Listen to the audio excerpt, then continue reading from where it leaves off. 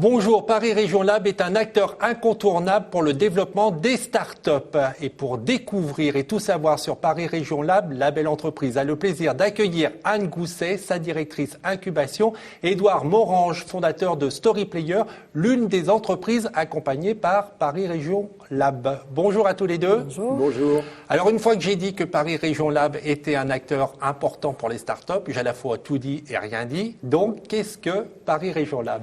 Alors, Paris Région Lab, c'est un acteur associatif qui a pour mission de soutenir le développement économique et l'innovation dans la capitale. Nous intervenons sur différents sujets, donc l'incubation, on en parlera peut-être plus en détail, mais aussi des actions de soutien, par exemple, à l'expérimentation, c'est-à-dire le test de produits ou de services innovants sur le territoire francilien avant la mise sur le marché.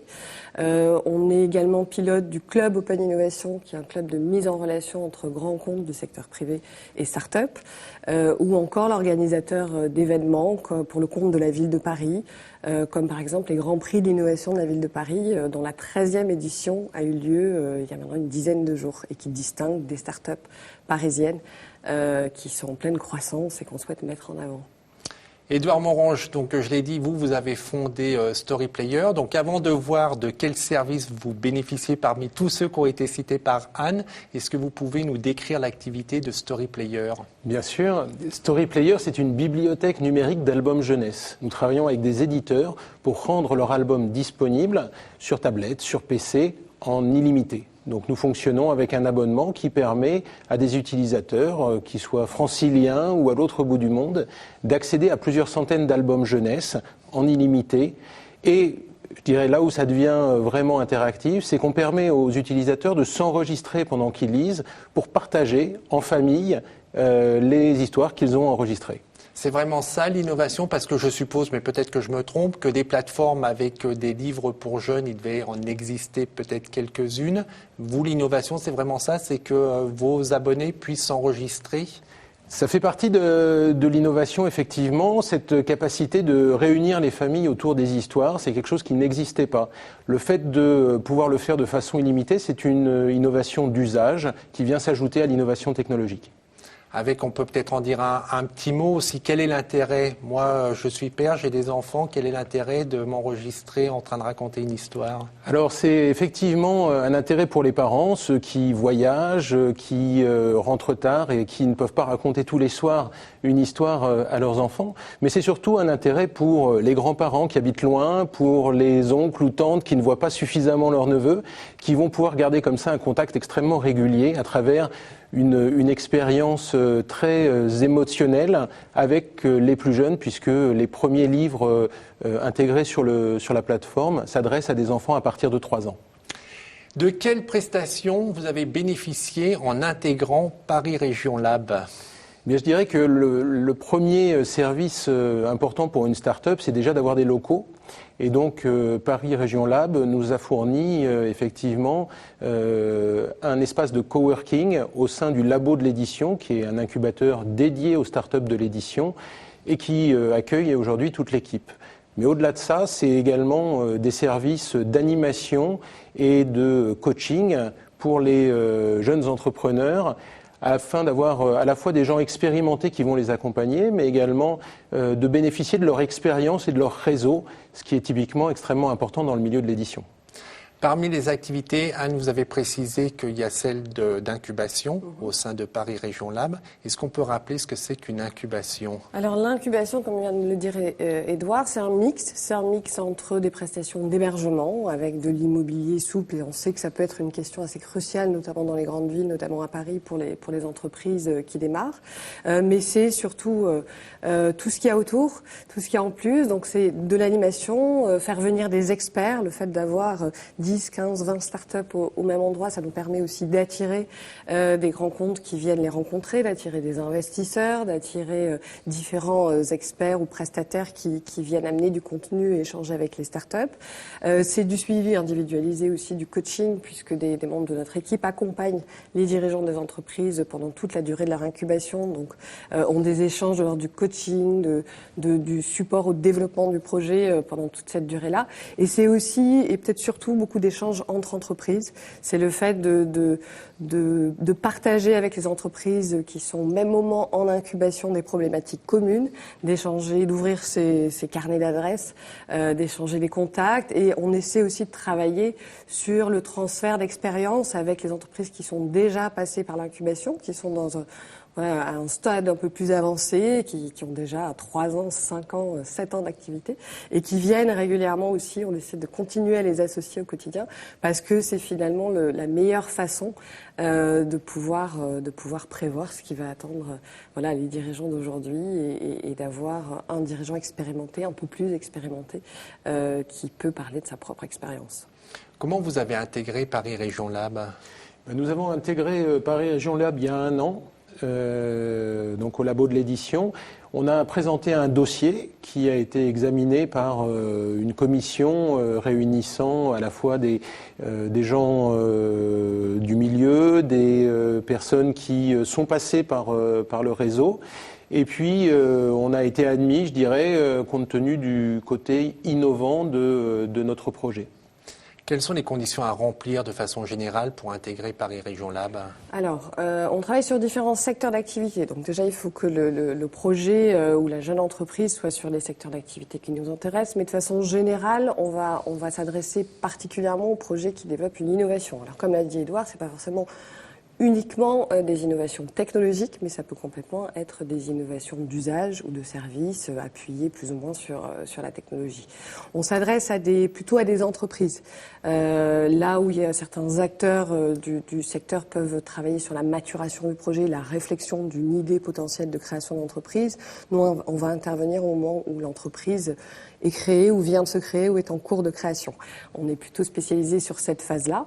Et ensuite, donc, on va analyser d'abord au sein de nos équipes, et puis ensuite par le biais d'un comité de sélection qui rassemble différents experts, différents entrepreneurs, à la fois le potentiel de développement de cette entreprise, sa dimension innovante, les compétences de l'équipe, l'adéquation du plan de financement par rapport aux besoins du marché, etc. Donc une analyse assez globale où finalement on va faire d'une certaine manière le pari d'accompagner cette équipe-là pour les aider le plus possible à développer leur activité dans les mois et les années qui viennent.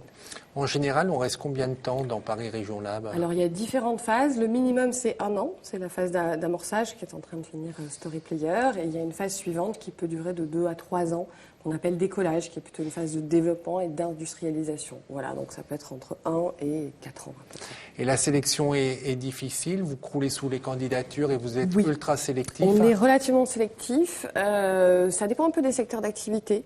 Selon les sujets, c'est plus ou moins foisonnant en termes de candidats, donc la sélection va être plus ou moins difficile. On est en général sur un taux de sélectivité un peu en dessous de 10%. On prend un peu moins de 10% en gros des candidats qui se présentent en incubation. Qu'est-ce que vous avez fait, Édouard, pour être dans les 10% ? Est-ce que vous avez des trucs à transmettre à ceux qui voudraient intégrer le projet d'Ian ? Le projet, c'est effectivement très important, et Story Player, c'est un sujet qui est également à la mode. On voit que l'édition numérique se développe de façon importante, donc c'est porteur. Après, je crois qu'il y a une dimension équipe qui est extrêmement importante. Story Player, nous sommes 2 cofondateurs qui avions déjà une expérience d'entrepreneuriat, et donc je pense que ça fait partie des choses qui ont pu jouer en notre faveur. Après, c'est sûr que la composition de l'équipe entre les différentes spécialités, la technique, le marketing, etc., est certainement une valeur jugée positivement par les comités de sélection. Vous arrivez à 1 an d'incubation. Vous en êtes où aujourd'hui de Story Player et quels sont les projets de développement ? Est-ce que vous allez intégrer donc après la phase de décollage ? Nous y comptons bien, et surtout on souhaite se développer à l'international. C'est le grand challenge de Story Player pour les prochaines années.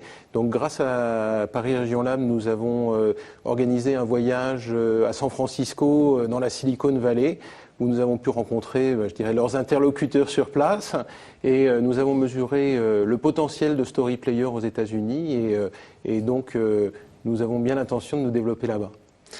Avec le regard que vous pouvez avoir, parce que vous croulez sous les projets, vous en sélectionnez 10%, à votre avis, quels sont les secteurs prometteurs pour les téléspectateurs là, qui phosphorent, qui cherchent des idées pour créer leur start-up, qui veulent créer leur entreprise?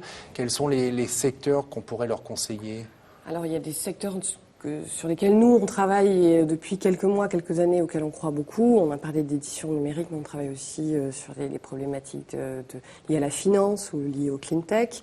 On est en train de lancer au clean tech tout ce qui est technologie verte, efficacité énergétique, etc., ville intelligente, ville durable. Il y a des choses très intéressantes qui sont en train d'émerger là-dessus. E-santé aussi, on a lancé un programme en début d'année sur la e-santé. Et les sujets qu'on est en train de développer, parce qu'on se dit qu'il y a des choses à faire à Paris et de beaux projets qui sont en train d'émerger aussi. Un intérêt du secteur privé, on travaille de plus en plus avec les grands comptes avec lesquels on monte des programmes d'incubation sur des thématiques dédiées. On est en train de lancer des choses à la fois sur ce qu'on appelle technologie solidaire, donc des projets qui vont s'appuyer sur la technologie mais s'adresser à des problématiques d'innovation sociale et solidaire. C'est le lancement du Social Good Lab. Et on a aussi notre appel à candidature ouvert sur les problématiques liées à la presse avec le groupe Amaury, qui est notamment détenteur de l'Équipe et du Parisien et qui se pose des questions sur les évolutions du modèle économique de la presse et qui souhaite travailler avec des startups sur ce sujet. Donc en gros, il faut rester en veille sur parisregionlab.com ou .fr. Pour terminer, le but de cette émission, et en vous faisant venir sur ce plateau, c'était aussi l'objectif, c'est de lutter contre la morosité. Donc comment on se situe comment se situe Paris Paris se situe bien, se situe même plutôt très bien. On a aujourd'hui un tissu, un réseau d'acteurs très dense à Paris. On vient de parler de Paris Région Lab, mais il y a de nombreux autres acteurs publics et privés. Ça, c'est important aussi. C'est que nous, on est au départ soutenus par les collectivités, mais c'est un très bon signe de voir que le secteur privé se saisit de ces problématiques parce que ça veut dire que voilà, il y a le marché, l'économie qui va se développer derrière. Il y a beaucoup de choses qui se développent en incubation. On a des bons dispositifs de financement des entreprises aussi. Donc Paris est plutôt très bien placé au niveau européen. Et puis peut-être que les étapes suivantes, c'est notamment l'internationalisation, c'est-à-dire faire savoir déjà à l'international que Paris est une place forte des startups. C'est vrai de Paris et c'est vrai de la France. Accueillir de plus en plus, ça c'est un de nos enjeux au niveau de Paris Région Lab sur les années les mois et les années qui viennent, accueillir de plus en plus d'entreprises étrangères dans nos incubateurs, parce que c'est aussi une façon au coin de la machine et café, au cours des formations, conférences, d'échanger avec des acteurs internationaux et puis bien sûr aider les entreprises à se développer à l'international. Donc avec Anne, c'était la parole publique. Maintenant, la parole du privé avec Édouard. Vous, d'un point de vue économique, est-ce que vous ressentez une vitalité des startups? Est-ce que vous êtes plutôt optimiste ou Je suis très optimiste. Par nature, je pense que quand on est entrepreneur, on est optimiste. Je pense que Paris et la France ont effectivement un nombre d'atouts considérables, que ce soit la qualité des gens qui sont formés en France, que ce soit les capitaux disponibles ou que ce soit le tissu privé et public qui soutient les startups. Donc je pense que c'est un très bon endroit pour se lancer dans l'entrepreneuriat.